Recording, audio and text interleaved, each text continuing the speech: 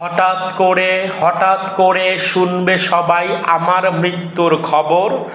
শত ব্যস্ততার মাঝেও সবাই আসবে দিতে কবর।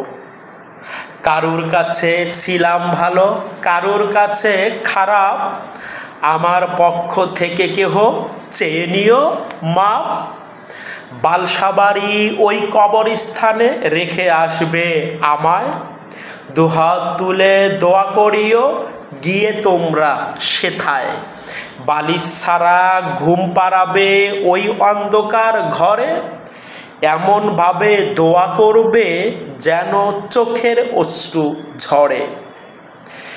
ওই অন্ধকার কবর ঘরে থাকবো আমি একা, দয়াল নবীর মায়ার নবীর পাই যেন সেটায় দেখা।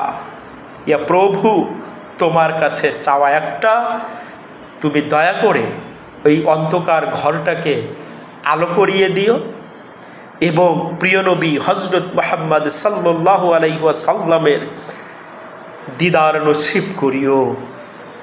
ইয়া আল্লাহ, জীবনে করেছে অনেক ভুল, এর জন্য দিতে না যেন হয় মাসুল।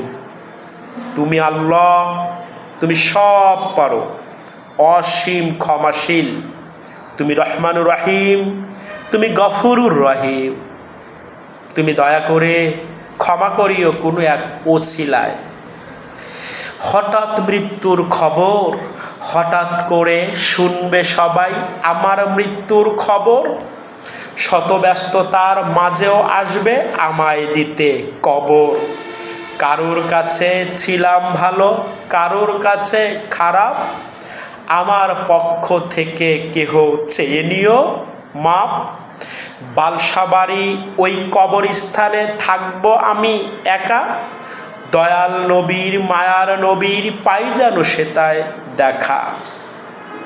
বালিশ ছাড়া ঘুম পাড়াবে ওই অন্ধকার ঘরে, এমনভাবে দোয়া করিও যেন চোখের অশ্রু ঝরে। আমি থাকবো না, স্মৃতি থাকবে। আমি থাকবো না, স্মৃতি থাকবে। আল্লাহ তাআলা সকলকে সহি বুঝ দান করেন।